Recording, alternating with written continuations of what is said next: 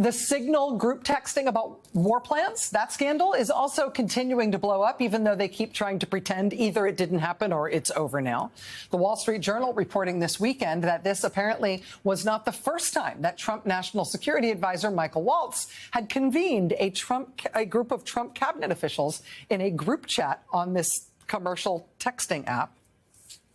Quoting from the Wall Street Journal this weekend, quote, two U.S. officials also said that Waltz had created and hosted multiple other sensitive national security conversations on Signal with cabinet members, including separate threads on brokering peace between Russia and Ukraine, as well as other military operations. Sources, quote, declined to address if any classified information was posted in those chats. So, yeah, this thing isn't going away. Wait till we find out what all the other ones were. And then there's Pete Hegseth, the Fox News weekend host who Donald Trump appointed to lead the Defense Department. In recent days, we have learned that Pete Hegseth not only posted a detailed timeline of a forthcoming military strike to that group chat on Signal, which inadvertently included a reporter. Pete Hegseth also, according to the Wall Street Journal, quote, brought his wife, a former Fox News producer, to two meetings with foreign military counterparts where sensitive information was discussed. The meetings included the Ukraine Defense Contact Group at NATO, a closed-door meeting of that group, more than 50 countries represented there, and also a very sensitive meeting with the British Defense Secretary. Pete Hegseth has been bringing his wife to these meetings. Does she have a security clearance? This is the same wife, you may recall, who Mr. Hegseth brought with him to his meetings with U.S. senators ahead of his confirmation process for this job. That, of course, made it socially awkward for those senators to... Signalgate is over. Case closed. That is what we heard from Carolyn Levitt this morning. But that is anything but the truth. We are not going to let the people, who are still saying but her emails, get away with only a week of coverage on one of the worst breaches of our national security we have ever seen. We are going to investigate their stupidity.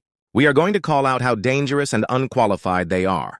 And we are going to use every lever of power we can to hold them accountable. And that is exactly what we saw with a Democrat making a shocking announcement. A brutal blow to Trump. Hegseth, Waltz, Tulsi Gabbard, J.D. Vance, the whole crew of clowns. And we are going to get into it. But before we do, if I could quickly ask you to leave a like on this video, and if you haven't already, and you enjoy our channel, to hit that subscribe button. It goes a long way. It really does mean a lot to me. Now, before we can get to this moment on the House floor that has Donald Trump pretty worried, we need some context on the latest from this story from Rachel Maddow. The Signal group texting about war plans, that scandal is also continuing to blow up, even though they keep trying to pretend either it didn't happen or it's over now.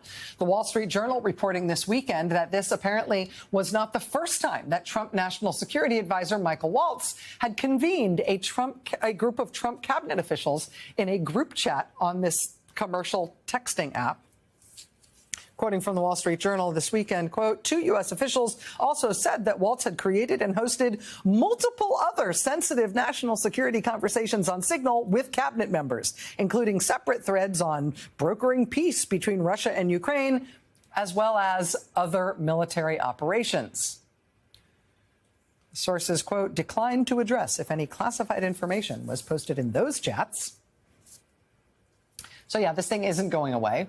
Wait till we find out what all the other ones were. And then there's Pete Hegseth, the Fox News weekend host who Donald Trump appointed to lead the Defense Department. In recent days, we have learned that Pete Hegseth not only posted a detailed timeline of a forthcoming military strike to that group chat on Signal, which inadvertently included a reporter. Pete Hegseth also, according to the Wall Street Journal, quote, brought his wife, a former Fox News producer, to two meetings with foreign military counterparts where sensitive information was discussed. The meetings included the Ukraine Defense Contact Group at NATO, a closed-door meeting of that group, more than 50 countries represented there, and also a very sensitive meeting with the British Defense Secretary. Pete Hegseth has been bringing his wife to these meetings. Does she have a security clearance? This is the same wife, you may recall, who Mr. Hegseth brought with him to his meetings with U.S. senators ahead of his confirmation process for this job. That, of course, made it socially awkward for those senators to ask him at those meetings about the rape allegations that he had faced in California and his alleged serial infidelity and problems with drinking on the job.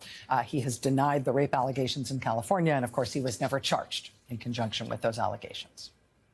That said, the Associated Press is also now reporting on the strange circumstance that has arisen at the Pentagon in Mr. Hegseth's short time there, in which not only is he bringing his wife to sensitive meetings with foreign military leaders, but he's also somehow got himself into a situation where his baby brother, his younger brother, Phil, has also ended up on the plane to Guam. Just complete idiocy, incompetency, a lack of care, and just MAGA.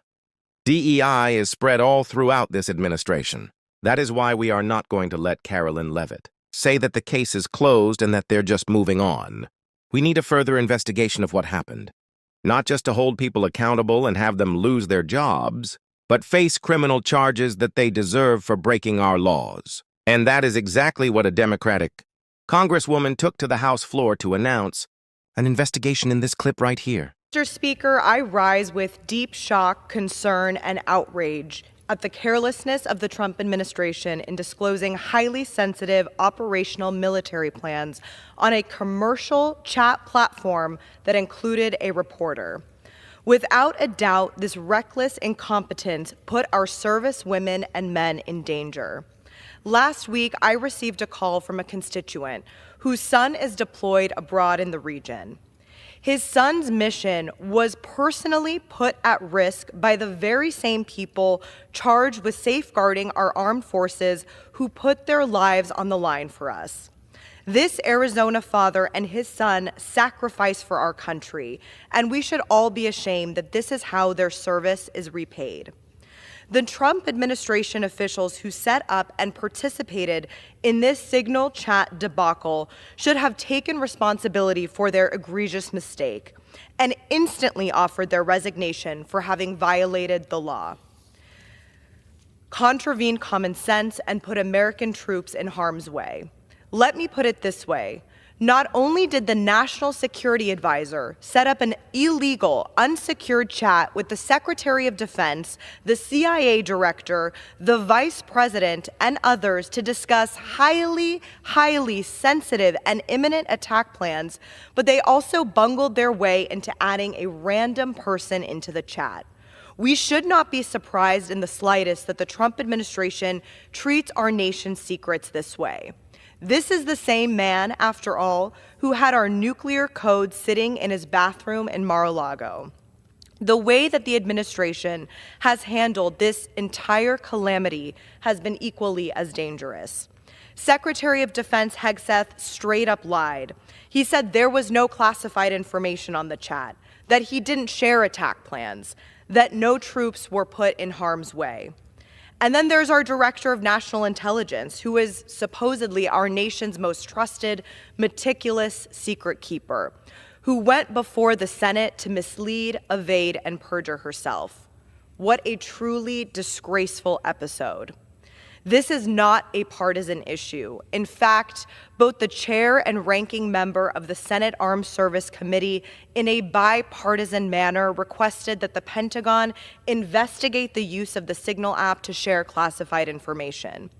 We can all agree that no government employee, let alone a cabinet member, should be sharing classified information in a Signal chat and be careless enough to add a reporter to it as well. There should be a serious after-action review to prevent this from ever happening again, and one that considers the criminality involved. And yet another Trump lackey, our Attorney General, who is officially supposed to be the people's lawyer, is ruling out a criminal investigation into the scheme altogether. These are the same people that spent the better part of a decade looking into Hillary's emails. They evidently do not care to even pretend to investigate how our nation's most secret information was being shared. The ramifications of this unmitigated disaster will be felt for years, even decades to come. Why would any of our allies share sensitive information with us if the Secretary of Defense is just going to pop it in a group chat and share it with the editor-in-chief of a national publication? In conjunction with all of the other actions the Trump administration has taken to dismiss or turn our backs on our allies, I am deeply concerned about how Signalgate will make us much, much less safe in the long term. Our nation deserves better. Our service women and men deserve better. We deserve better. Thank you. I yield back. We need to know if our national security is completely compromised by the stupidest people in the history of our government, especially because more information about this story continues to come out every day. That Pete Hegseth is like bringing his buddies and cracking a couple of beers at these national security meetings. Not actually, but I wouldn't be surprised. He brought his wife. His brother is involved, and we see more information emerging about other signal chats that are completely compromised. And we saw Jen Psaki break that all down right here. It turns out all these people who have worked on national security issues for years were onto something. They knew. I mentioned this new reporting earlier, but it bears repeating. I mean, this is from the Wall Street Journal. Quote, 2 U.S. officials said that National Security Advisor Mike Waltz has created and hosted multiple other sensitive national security conversations on Signal with cabinet members, including separate threads on how to broker peace between Russia and Ukraine, as well as military operations. They declined to address if any classified information was posted in those chats. Of course, they declined to address that. I mean, that is one of those things that is shocking a little bit, but also not really surprising. The Wall Street Journal is also reporting that even though Trump has decided not to fire Waltz for now, the damage done to his reputation has put him on shaky ground in the White House, and he has lost sway with the president. Go figure. I mean, he's lost sway because he had Jeffrey Goldberg in his phone, though. I think that's the deal. Anyway, I think it's safe to say that this latest reporting about multiple other sensitive national security chats is only going to make that ground a whole lot shakier. That's my bet. Joining me now is Democratic Congressman Jason Crow of Colorado. He's a former Army Ranger who served 3 tours of duty in Iraq and Afghanistan. He's also a member of the House Intelligence Committee. So I just want to start there. I suspect you're one of those people who thought maybe there's going to be other chats out there, because, of course, that wasn't the only one. The one they referenced and that the Wall Street Journal reported on today included conversations about Russia and Ukraine, as well as military operations, which is not specific. But you're a veteran. You've served in Iraq and Afghanistan. How concerned are you about what else could be out there? And what should people understand about the sensitivity of that type of information? Well, there's no doubt this appears to be part of a larger pattern and practice that's both sloppy and reckless, but also probably violates a number of laws. But, you know, for all the discussion about violation of laws and the violation of process, I think what's most important here is the risk, the ongoing risk that's posed to our servicemen and women right now. Right? In this town, we sit around in D.C. all the time, and we talk about process, we talk about laws, we talk about principals committees, we throw out all these terms. But what is really important is there's some private, there's some sergeant, there's some captain downrange right now where we're having this conversation doing a risky mission. And our adversaries, Russia, China, and others are trying desperately to get information to harm them. So this recklessness is not without substantial risk to them. I think this is such an important piece for people to understand, because the risk, say, with the operation in Yemen was that the Houthis could have known in advance. They didn't, but they could have known in advance. The military, members of the military who operationalized that could have been at risk.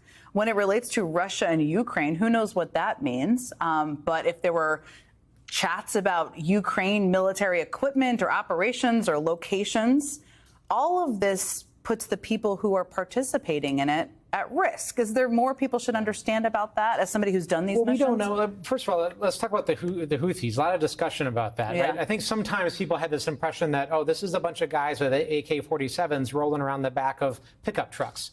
No, this is a military force. Yeah. This is an army that has some of the most sophisticated air defense systems in the world, so much so that they actually have been shooting down American unmanned aircraft. They shot down an MQ-9 Reaper drone just last year. So the idea that these folks could have had information, and they're aligned with the Russians, we know that, could have had information in advance warning of a very risky strike that our pilots were conducting over enemy territory is really outrageous. We cannot let MAG escape this. We cannot let them escape this scandal. We have to press on. We have to continue to get more information, not just because this is an important political issue, but because this is our national security. Let's be real. We are all in danger if we do not hold them accountable. That's why we're going to be talking about it on this show every single day. And if you want to support that, as always, you can hit that subscribe button, leave a like on this video, and if you stuck around to the end, you drop a blue heart in the comments. And until next time, I'll see you